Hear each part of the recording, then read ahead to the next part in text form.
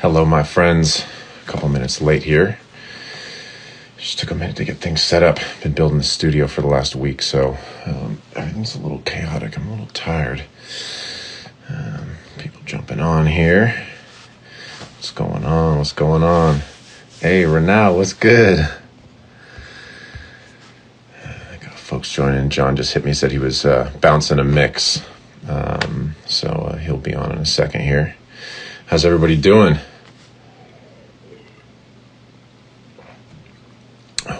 What's up? Got a bunch of good questions today. There's been a few questions about vocal comping and about clip gaining and a bunch of that stuff. And as I just said on my story, and I've been talking about for a minute, I'm going to do my first Twitch at some point in the next few weeks, and I will do some vocal comping on there. My buddy Nick, who I wrote a song with actually over the pandemic and then finished in London, the two of us did a song that's just a piano vocal. So I thought it'd be cool. His vocal's amazing. We did like 3 or 4 passes, so I figure that'll be a nice thing to do over Twitch. I can get used to Twitch and answer some questions that way, which are harder to answer just on a conversation. So you can actually watch me comp vocals, which probably be very boring to most people, but potentially interesting to others. All right, I'm gonna grab John here. What's good? Comping vocals is so boring. I would never want to watch. I would never want to watch that.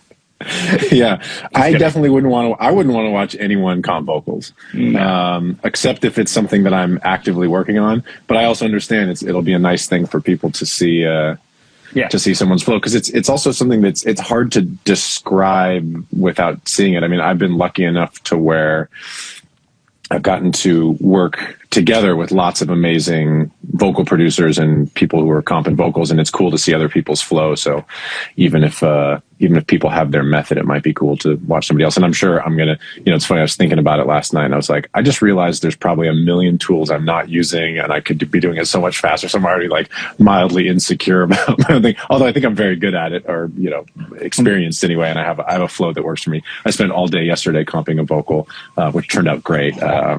But just spent a lot of time just like all little nuance, pulling out little like sounds and things like that. So you were just bouncing a mix, huh? You're up early. Oh man, mixing. Yeah, all morning, and there's deadlines. Oh, can you do this? Oh, can you do that? Oh, guys, I got to be out by 12 for this thing. Oh, 11:57. Can you do this? It's like, what? What are you talking about? I just told you 12 o'clock. Yeah, I'm also really tired. But anyway, I'm here. I'm here. I'm tired too. I'll do my best to be present and answer some questions. This will be a mellow one today, because we're both sort of low energy. Somebody asked a great question today, which is sort of speaks to what you're talking about. Who is it here? Junior asked the question: tips for producing, mixing, and communicating on a spontaneous and tight deadline. I think it's a thing that we get versions of this question a lot. I think from people who are generally kind of starting out, because what you realize when you do it for a while is that the number one tip for doing things on a short deadline, quick turnaround is if you figure out how to do it, you will get hired a lot.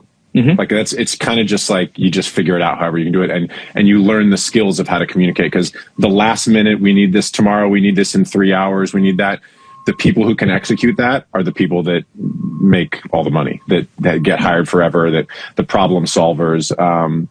And so I don't know if there's any particular things, since you're going through a version of it right now, are there any things tips you can offer? I can certainly talk about it as well. But short turnaround, quick deadline, everybody's stressed out. Maybe the files aren't exactly the way you want them. Something's a little screwy. Mm-hmm. How do you solve those problems? How do you think about those? Let's see. I mean, getting on a text thread and chatting. This happens to be a band with 2 members, and one of which I've been friends with for a while. So it's easy to, and we've worked together on other projects. So I guess it's easier to understand and communicate with him. His partner, I think we've met once or twice, but it's about our relationship. And I mean, I felt, and I think they felt, that the mix was nailed on version 1 on this tight deadline. We're now at 11, and not much has changed since. And that's kind of after the A&R got involved and going back and forth from like, oh, do we actually like the A&R's ideas? And then doing them and then realizing we actually just liked it the way it was. Like, by, Improg 5 or 7, which is about the same. It's like a lot of going back and forth, and you got to be communicating. You have to be directly sending and having open time in your day and understanding of someone's deadline to be there. So for example, this is a blocked out time, this hour. I'm not going to be flexible around this time. You and I are committed to this every week. So I'm going to voice that as early as possible. So this morning around 9, when the first notes came in, I said, I'm good till 12.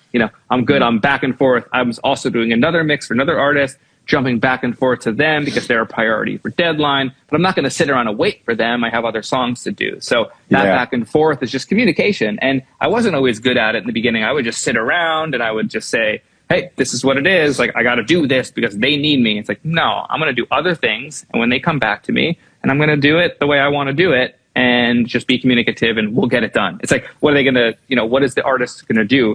All of a sudden hire another mixer or producer, in your case, to finish the record when they're in the, 9th hour with you, or, it's like whatever it is. 9th inning. That was a bad reference. 25th hour. Fourth quarter, 2-minute drill. I'm sure tired. There's like European football, soccer versions of it. The second overtime, stoppage time. But going back to just the simple thing of what do you do in that case when you're getting asked to do this, which is you have to go off instinct. Like you can't second guess. If they're coming to you, for this project example, just to be real, it was, hey, can you do this tight deadline? We need it mixed by such and such a date. You're the person I want to do it, checking in to see if you're available. Otherwise, we have to go somewhere else. Like full disclosure right from the beginning, right? So it came to me first. Therefore, I know that this artist, this team, this duo wants what I bring to the table. So I'm going to do just that, right? And that's the best way, the best circumstance for this to work out, which is they're coming to you for a thing they know you can deliver.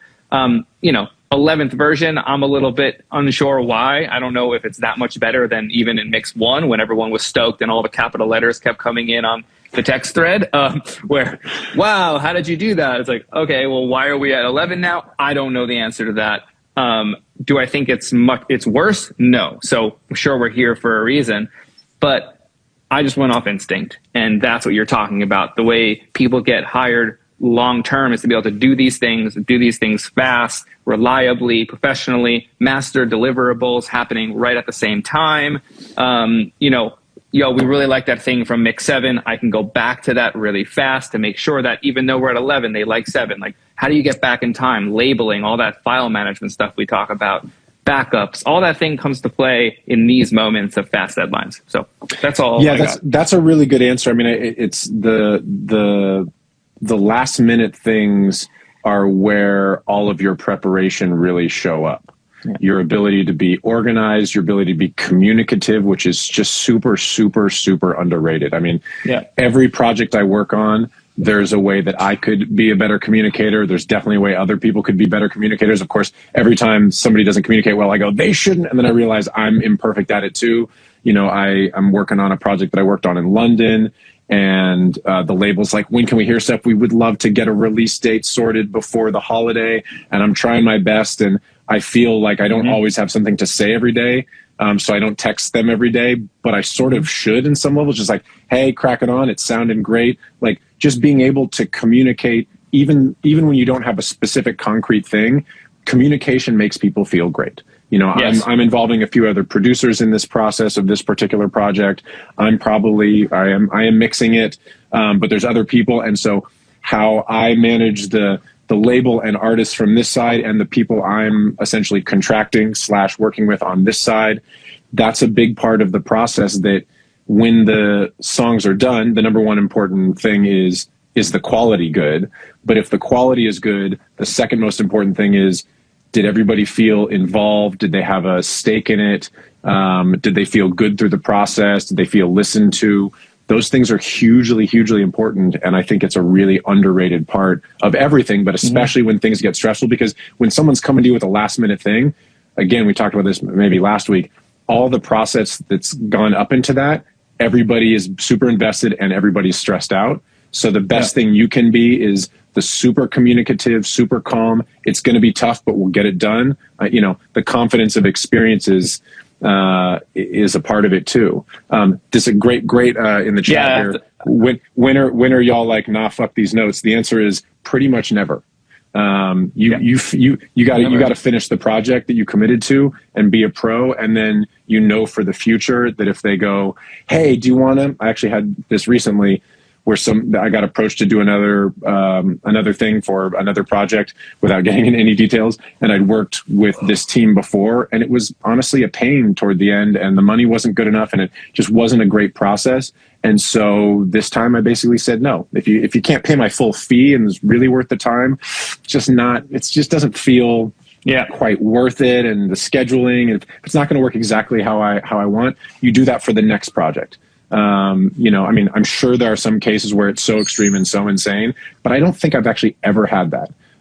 There have definitely been like more than a dozen mix revisions on things before, but you just get it done because that's your job. You've committed to something, and it's not like they're asking you for a year of your time to do 12 mix revisions. It's 12 mix revisions. At most, it's a day or two over the course of weeks, and it's annoying. But I wanted to step back to what you said about the stress thing. Like, I'm not stressed by this, and they keep apologizing, like, thanks for your patience and bearing with me. And I'm like, yeah, I'm here. Like, not a problem at all. Like, I have no interest in being stressed from someone's notes. Like, it doesn't take that long to make something brighter in the post hook. You know what I mean? Yeah. It's like, it's annoying when you 3 minutes out from doing something else that you've stated you have to do, but that's not, there's no need to be stressed.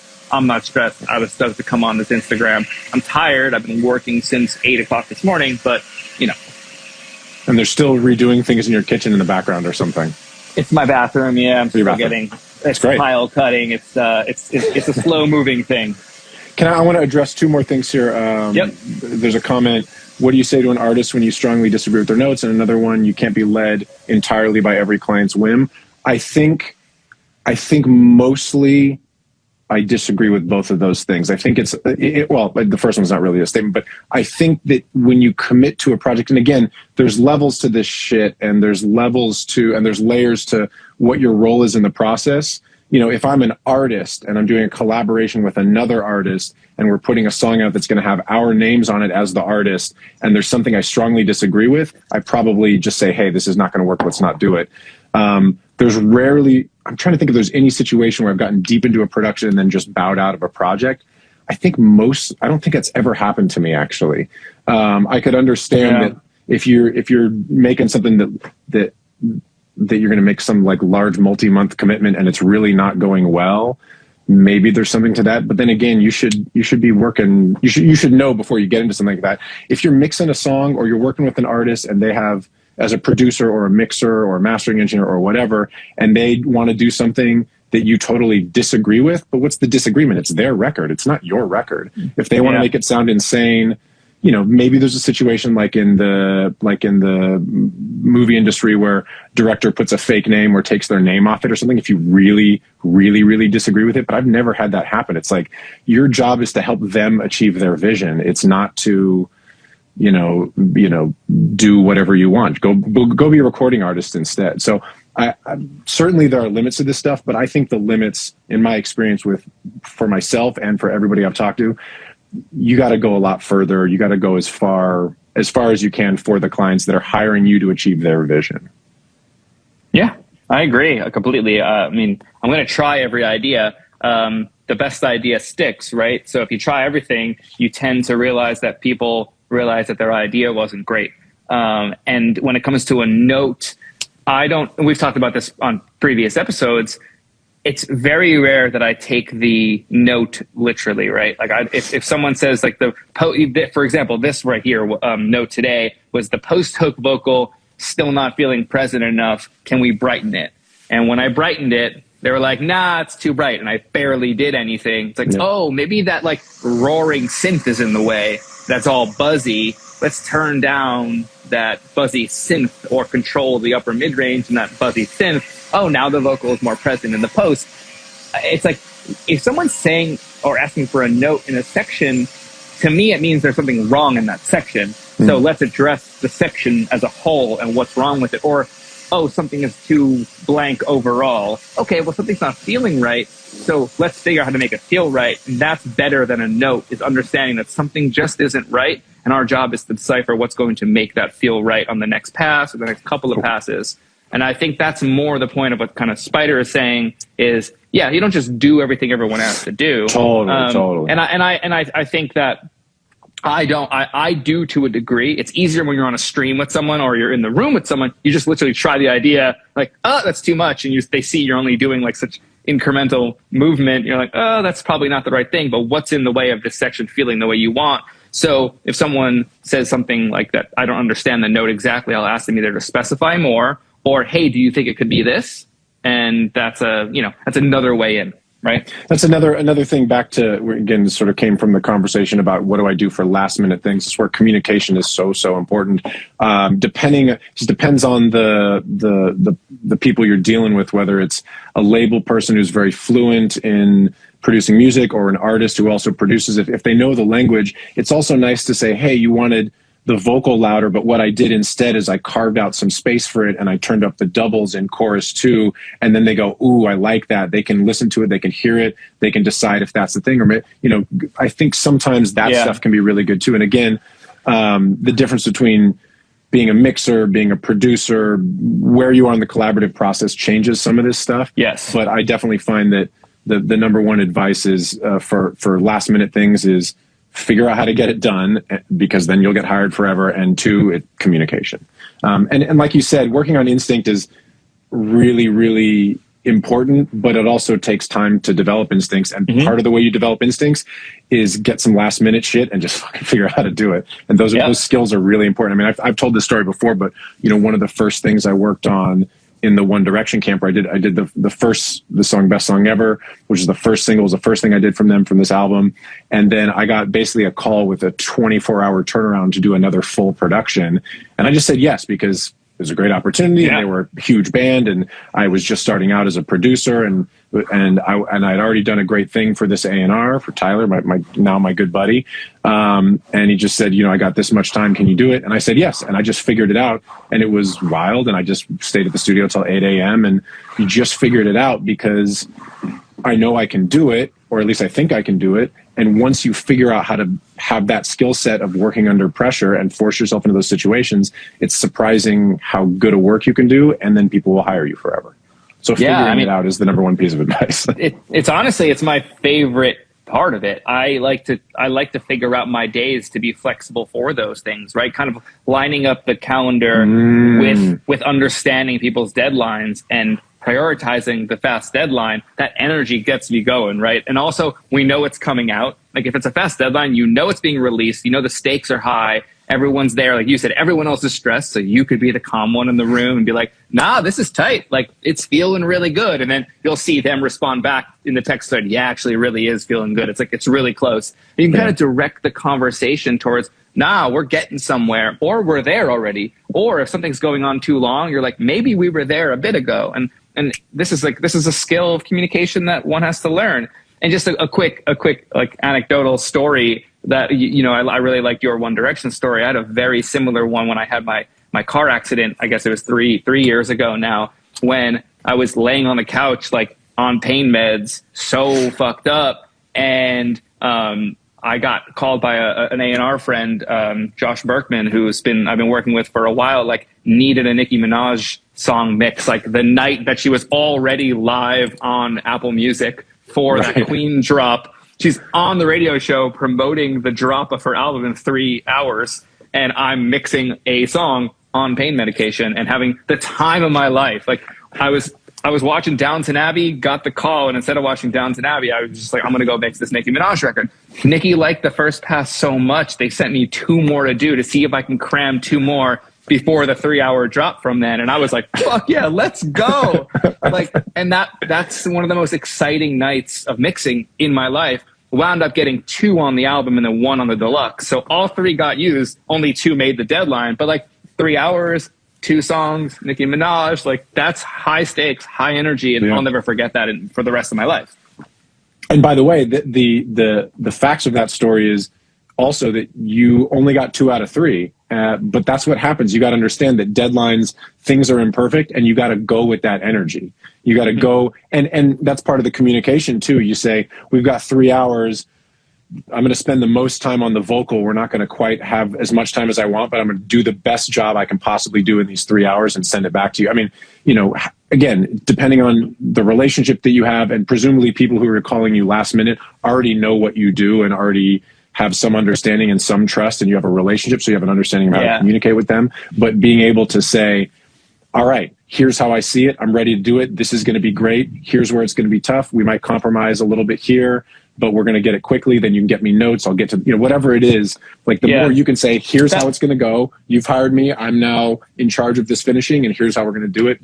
Makes people feel much better. That's a good thing to just restate, which is that the times that this circumstance comes up, the times that people are saying, can you do this now, are normally going to come from people you have a close relationship with and already understand the communication, already understand your relationship and what you're capable of. So all that we said in the last 10 minutes about this question really comes to the fact that, that's going to probably be sorted in your friendship, your long-term working relationship, for these things that just happen organically most of the time. Otherwise, it's going to be a referral from one of those people with trust that it's going to work, and you'll then develop a new form of communication with those people. And then you just kind of have this endless cycle of people referring to you that they know you're capable of this, and it's just kind of ongoing. And that's how you get reliable and professional and understood as a finisher in this world.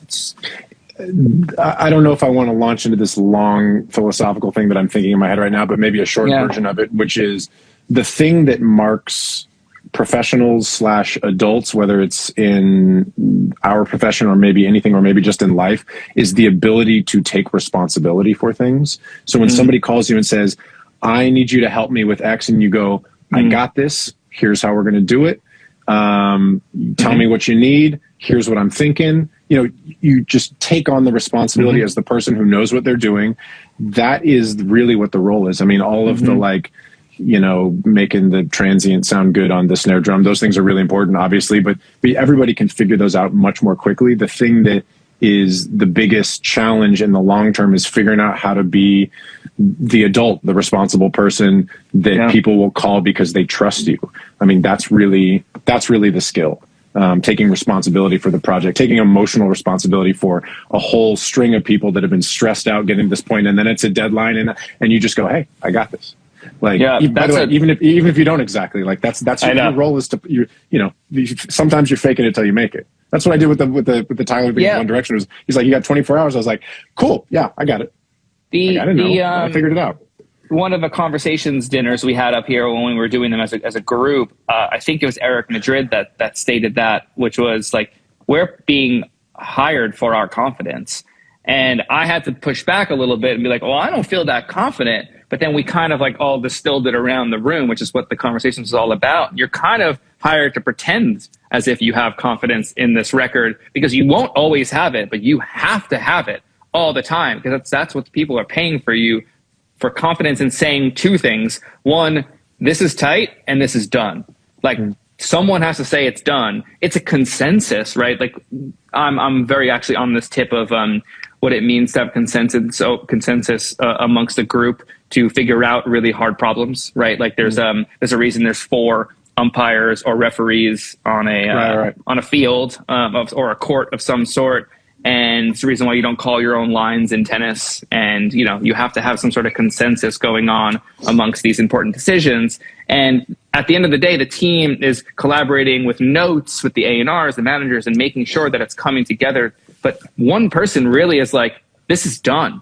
And a lot of the times we do that and assert ourselves as mixers or producer finishers that are also mixing, or producers before it gets mixed. Oh, it's now ready to be mixed. Oh, all these problems that you're giving me are mix notes. It's now time to send it up the chain to so-and-so who's going to be doing this. I know they're capable of this. There's all these marks along the road. And that's the only way that we can actually come to a consensus that this is it. This is the one. This is the version. Sometimes that's the president of the label. If they're prioritizing an artist and they're growing through this, that with the new artists, let's say, like say Ron Perry, for example, with the Kid Leroy, and really like starting in on, okay, the world is about to hear this song on the radio. I'm going to jump in on this song now in the mix process and give my 2 cents. I experienced that, and it was really cool for me to see that come in and make 2 very large, impactful, simple notes, but very largely impactful, I would say that he was the finisher in that. I pretended to be the finisher to a degree, and that dude came in and said, now it's done because you did this. And he's the decision maker. He's the final decision maker, the president of the label. Yeah. Yeah. But it's not always the case, right? It's not always. So along the route towards conception to completion, the hands may change in the decision making, but at some point, the mixer has it or the producer has it, and that's the responsibility you're talking about. When to know that it is now your responsibility to say this is it, right? And I think that's really important because the hands do change. It's like a baton race, right? This is a team, but someone is going to be the finisher at one point. So I love that. That's my favorite role. My favorite role is to be like, no, I think this is good. This is sick. Like, y'all did crazy shit and you're so in your head about it. And that's why I always we talk about this, I always turn the weird shit up because I'm like, that you were insecure about, but that's what makes this unique and not like everything else. And that's a leadership position. That's a finisher position, finding those elements that make it just left of that middle of the road thing, but enough middle where it can transcend. And, this is where my brain goes all the time. It's like, how do I finish this? There's one thing you were talking about there, which is an interesting topic that there's a lot of nuance to it, but figuring out when you're someone who's getting hired by lots of different people in different teams and different kinds of projects, and again, whether you're a songwriter running around or producer, mixer, mastering engineer, perhaps less so, but it's important to try and understand, but also not like immediately live in the decision, but try to understand who is making the real decisions in the process. Sometimes it's very much the artist, sometimes it's the label, sometimes it's the manager, sometimes it's the producer, and sometimes it's a combination, and sometimes it changes throughout the process. Not trying to figure it out and then stick to it, because that can be dangerous. You're like, oh, I figured, like, the artist is obviously in charge, and then all of a sudden the label comes in and goes, it needs to be like this, and then you're like, oh shit, I should have been sending stuff in this combination. Figuring that out and being flexible is a really important part of the process that it's hard to talk about because there aren't really strategies. It's just something to be mindful of when you go through this. Even if it's indie bands, like who in the band, even if it's the quiet one, are they the one that ultimately is making the decisions? And again, not that means you should cater less to the other people, because it's very important for everybody to feel engaged in the process, but being perceptive about that and seeking that out is really, really important, and can get you into trouble if you don't understand who are the ones that you really need to be listening to, because sometimes you'll get notes from 5 different people, and that's a whole nother conversation, how you organize notes and when you get managers to do what. But the figuring out who the decision makers are and making sure people feel listened to is super important. Really just gets back to communication. Yeah, I'm glad you brought that up. Yeah. Let's see, we got it. We're already half an hour in on one kind of question. Let's see. Okay, here's one that we've talked about a little bit, and I don't know if I want to go super deep into it because I sort of don't feel fully qualified, but Tony asks, how do you deal with mental health, like when you're so low and you still got the work to do? Again, we're not mental health experts, and I don't know this person's particular situation, but it's funny, I was hanging with Tizio over the weekend at his spot, and we were talking about health and some other things, and I think the most underrated thing for people that mostly sit in a chair is physical health. I think people don't. Kian said drinking. I love you, Kian. I was also at Kian's place this weekend. We did do some drinking. By the way, also important if you're with friends to socialize and that sort of thing. But being outside and getting some exercise. I'm not saying that that's the solution to all mental health, but I think most people I know that are record makers, young and old and whatever, we're sitting in front of a computer all day or like this. Like taking breaks to get out and do physical things, doing things like you and I talk about with kettlebell things, deadlift stuff, sprinting, that sort of stuff, where it basically gets the physicality of your whole body and gets your back to be stronger so you're not just hunching forward. It's surprising how much that makes your brain feel better and how much longer you can be focused and how much better you feel when sitting in a chair all the time, because sitting in a chair is just not good for your health. So in terms of mental health, my first instinct is to tell everyone to do more physical health stuff. Any immediate thoughts on mental health when you're not feeling well? How do you get work done? Yeah, I'm not feeling very well. So, and I'm still getting work done. So I should probably be able to figure out how to talk about it. Played tennis yesterday before going hard on work all day. Which is physical activity and with friends. Yep. Starting exactly. I take it back to the responsibility, right? So you've already agreed to do this, and if you don't do it, people are going to move on from you. So I kind of have this blue collar brute force kind of methodology to my work, and I just get through it. I can usually put my personal stuff aside for a record. That's the whole point. That's what records have done for me since day one anyway, right? As a fan of listening in the creative process. Someone referred to it as a distraction. I mean, that's probably the technical term for what it's doing, but I wouldn't want to use it as that. I would put the energy into it from that. Like, maybe choose to work on a ballad. No matter what the lyric is, you might relate to the lyric more depending on a certain circumstance you're in. But maybe the feeling of a record fits that not wellness or lowness that you're feeling, and maybe you lean into it more in those times. It's kind of what I'm doing. I'm kind of in super ballad mode right now. I'm getting hired to mix a lot of. Maybe it's just the winter and people are in a sad state and reflective on the years past. But a lot of the stuff I'm working on is pretty depressing lyrically from both men and women. It tends to be like sad girl pop music these days, but I just got a sad boy pop song in today and mixing it this morning, and it's really nice.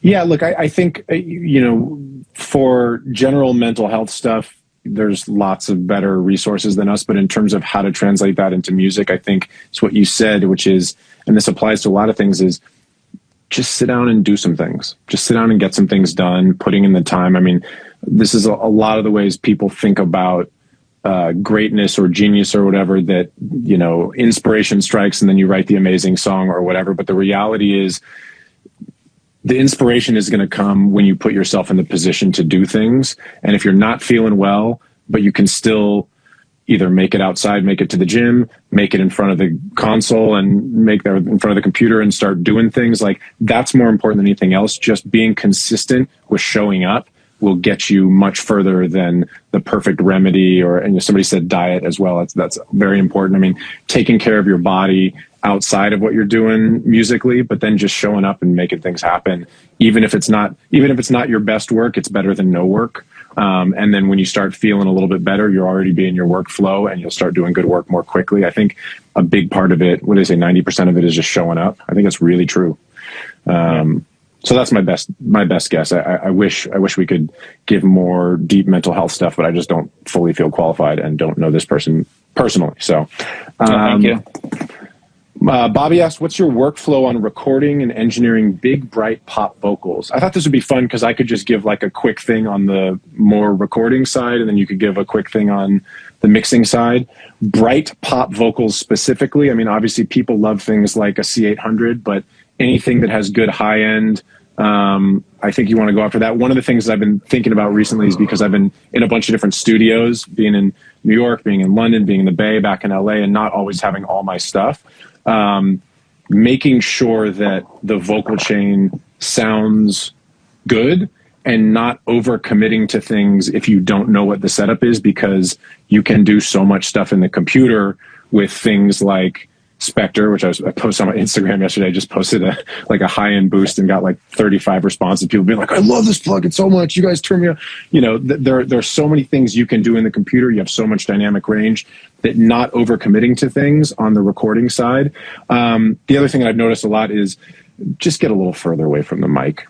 A little bit of mic technique. If the mic is here, put the pop screen like here so people aren't just like this on the mic, because that's going to screw up your proximity effect and screw up your sibilance. And the more trouble you have with sibilance, the more annoying it is to mix and make it bright without sounding insane. So on the recording side, those are just some quick thoughts about it. You got quick thoughts on big pop vocals? Most of my work to get big, bright pop vocals is reducing everything that you just said that you would add, right? Without the mic, I wouldn't add. Yeah, I wouldn't add. Yeah, you wouldn't do it, but you wouldn't do it. You've never done that. Don't overcommit.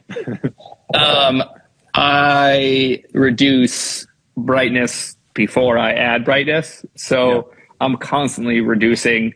I'm doing surgery to make bright pop vocals happen. And I think I place the brightness in other areas that people think brightness is placed. And I could be wrong, but when I get a great reaction from a pop producer that wants a pop vocal, I'm doing things that I don't even think are pop, like super deep cuts in the upper mid presence area and getting that super air clean on top without having to add any, right? Like maybe use Spectre. I know I saw that photo as well, and that's kind of the thing. It's a really good tool for that. And I'm doing it now on this country album I'm mixing, and it's super clean top end on a well-recorded vocal. But there's a lot of clip gaining. There's a lot of fixing of S's and breaths and all the stuff that, bad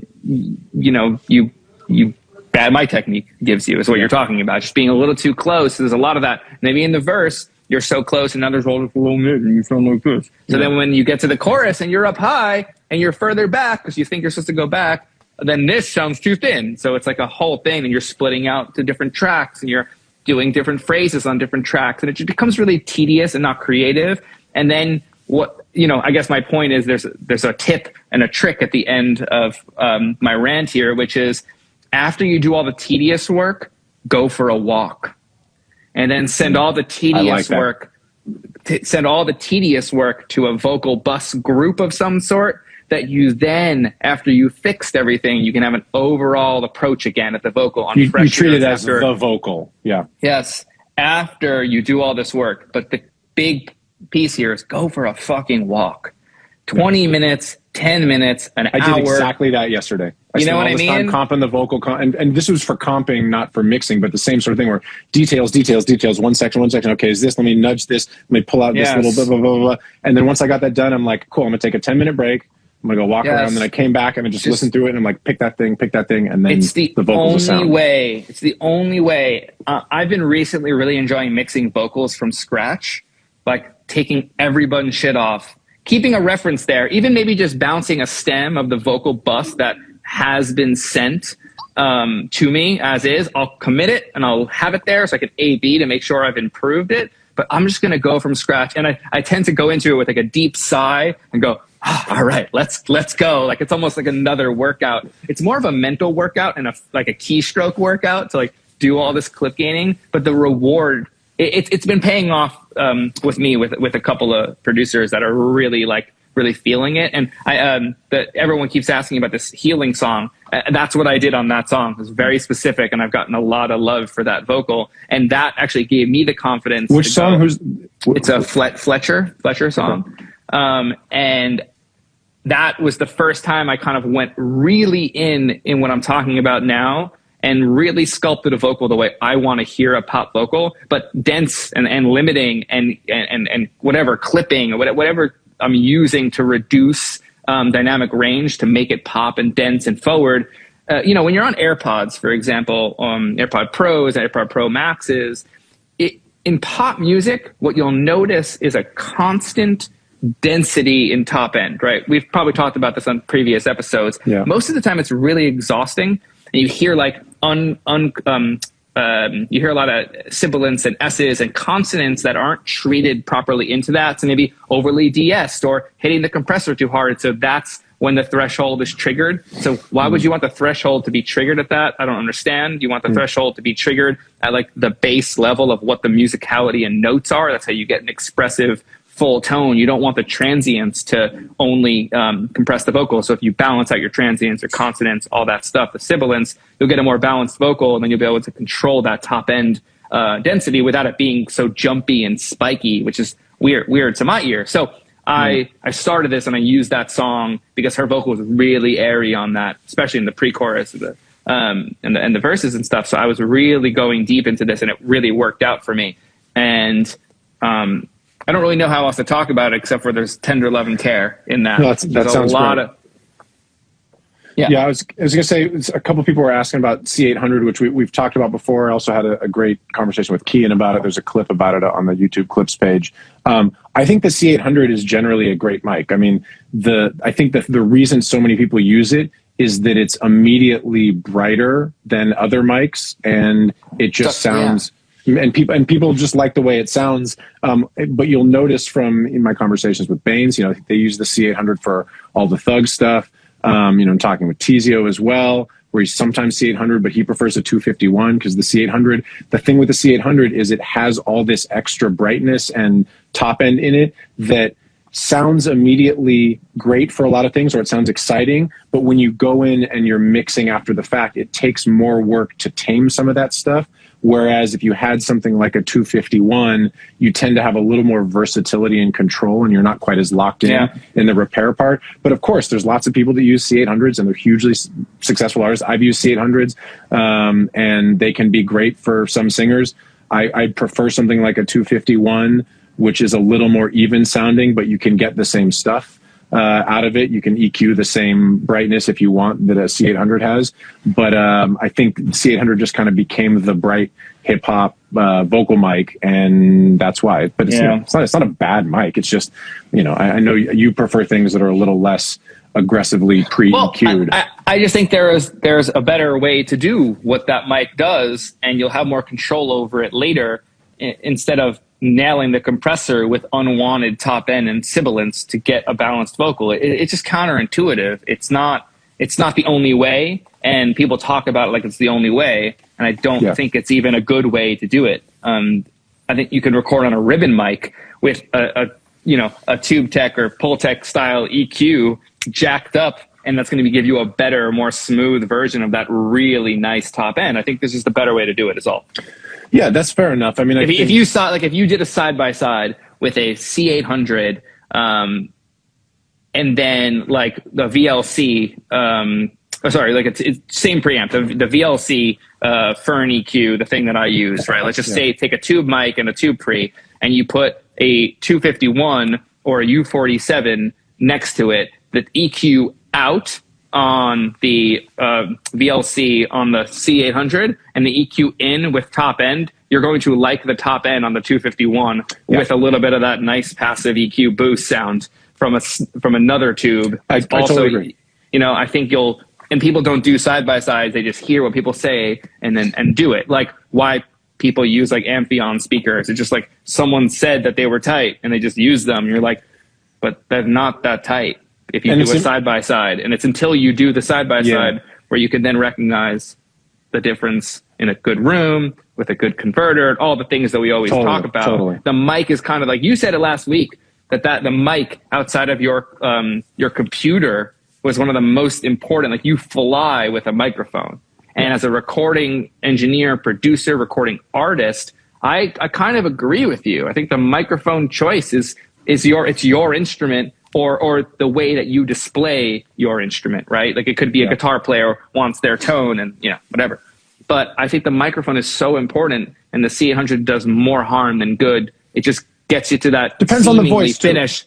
I think it gets you to the seemingly finished point on everybody's vocal. It's like mixing on Gen LX.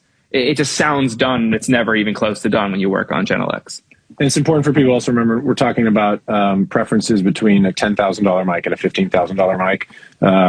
So it's just, we're definitely talking about like the highest end. I would say I was going to do another example, which is like going to a ribbon mic and getting a AEA R44 and it being very warm and transient and transparent, and then over EQing that. You're still going to like the top more than a C800. I would bet a lot of money on that. That's interesting. I think it would be hard to get I have a 44. I have a long body 47. I don't know that I could get the 44 to get the kind of top end that I want. I know you can. 47.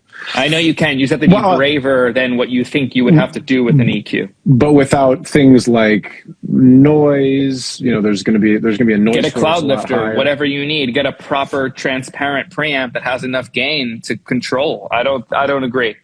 Yeah. Okay. Well, I think you will. Yeah. Maybe. I've done a lot of these experiments, and it doesn't sound the same. But the other thing too is, does it sound better? What is the same? We're not looking for the same. For different applications. Well, we are looking for the same. That's what you just said, that you can get the same thing. But I think it's different. It could be better, certainly. But there's also a thing about the C800, which, like it or not, it's sort of becoming part of the sound of pop music. or not pop music, but at least No, hip-hop more and more music. people aren't using it. Yeah, and that it may go away from that, but it's certainly a part of the sound of a lot of things that you can get out of other comparable mics in a more effective way. But anyway, this topic is also we've talked about this a bunch before too. Yeah, I like it. It's fun. I love hating on yeah, the C800. I know you do. Yeah. I mean, I prefer my 50s U47 certainly, and a 251. But anyway, let's see. Here's a quick one, which maybe I can just answer quickly if you have another thought. Tips for dialing in attack and release on compressors, dynamics control, Hex asked that. The number one thing, which you've talked about before, is just just max it out. Go crazy with the compressor as far as it's going to go, or the limiter or the saturator or whatever, and see what it's doing in the extreme and then bring it back. So, I love doing that with, if I'm ever trying to make an old school drum sound, I'll put like a, some sort of 1176 type of thing on the drum bus and just smash it and see what the attack and release are doing, and then dial it back and see if I like it. The best way to understand attack and release is to go crazy on, go super aggressive on it and just see what the settings do. I mean, you talked about that for listening to the subtlety of vocals too. You want to hear what's going on in the vocal, just smash it into a limiter and see what's there. Mm-hmm. That's my best advice on it. Any other thoughts? I assume that's kind of roughly what you would say too. Yeah, I would just do a huge overall thing and very specific. And on your drum bus or your mix bus, no 10 millisecond attack times on drums. Just don't do it. Well, do it and see how it sounds, and then you can see why not to do it. Or just don't do it. Just take my word for it. No, don't take this. No, we're not taking any word for it. I know. I'm just playing. Mark has asked about the Gracie Abrams process. Anything you can talk about from I don't know.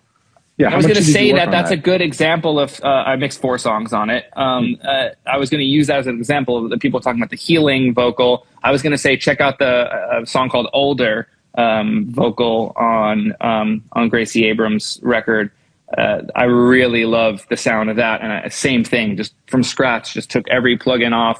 Blake Slacken, who was just on here a little bit, he's the producer and he's incredible. And he asked me to do that. He was like, can you just mix the vocal?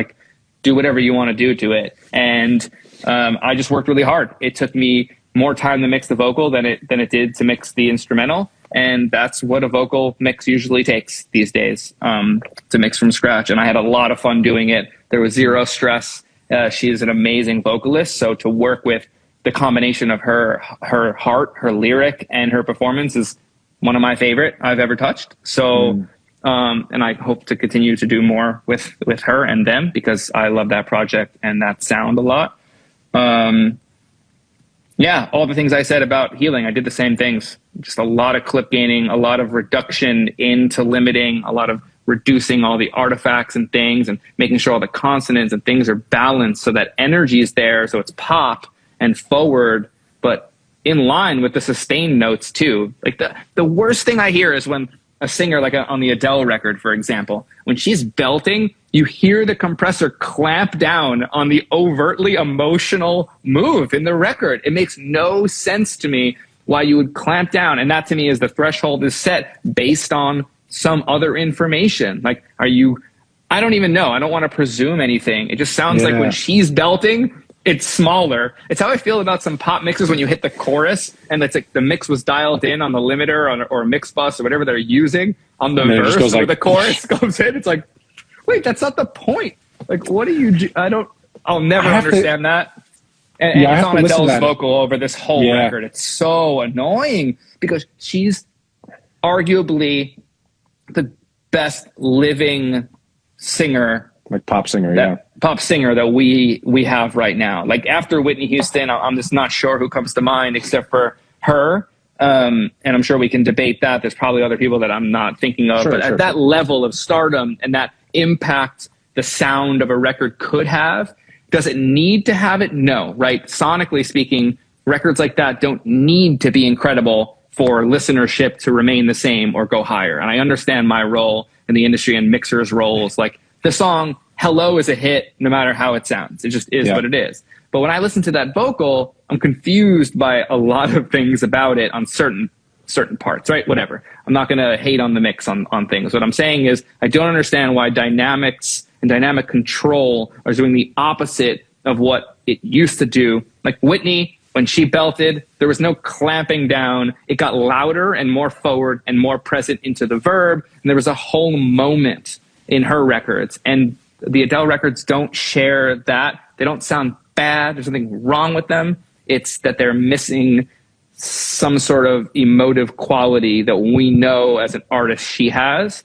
And I think someone is doing a disservice to the potential that that record has.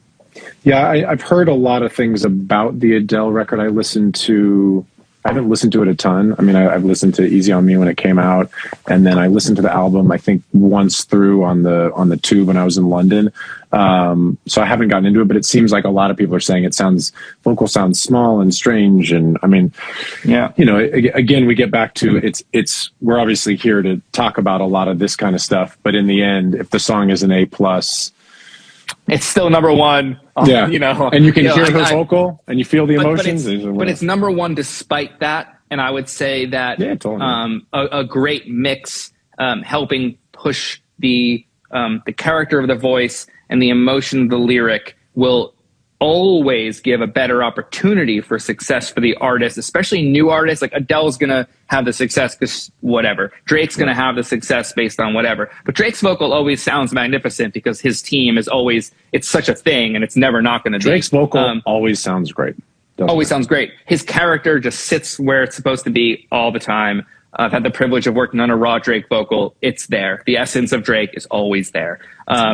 And that, where I'm coming from in my kind of critique on that is I'm in the position in my career where I spend a lot of time developing new artists, right? Whether I'm in the room with them or not, I'm being hired to mix new artists. Therefore, I am the beginning of the career of a lot of artists that have had major success that maybe didn't work with me after, but that's not the point. Is I was part of that journey. So Tony taught me this. The idea is how to bring out the most character in someone's vocal. And I find that compressing the shit out of them when they belt makes me think that is not the best way to bring out character in the vocal. There are other ways. There are automation using Spectre, for example, just to give a geek trick. If you automate, instead of volume, if you automate upper mid-range presence on certain notes that feel like they're supposed to come out more, or automate, I did this on Talk on the Khalid vocal, automating a clipper or a saturator plugin on certain words, instead of turning them up, you're then leaning into it as if like you had an Al Green vocal or a Billie Holiday vocal where they're like hitting the mic a little too hard or the preamp too hard. Or the tape machine or all those layers of subtle. Yeah. And all those layers, you're feeling that emotion on those 60s records, those 50s records, all of those things, versus they're not just compressing them. They're compressing back based on the necessity to level out because they don't have all the tricks that we have to level vocals. And again, we talk about this a lot. I'm repeating myself here. But automating moves to increase the emotional connection is where I'm at versus the opposite, which is I'm going to just compress the fuck out of this so there's no dynamics. It feels sterile to me. Artists start sounding the same. I can't tell the difference a lot of the time where certain artists are because the character is sucked out of it in that, in that technique. Something I did recently a little bit on a vocal, I often think about clip gaining instead of compressing and limiting and that sort of thing as a way where I'm boosting up certain clips so they're more even. But I actually I sort of did the opposite thing recently where I'd done some clip gain and some other things.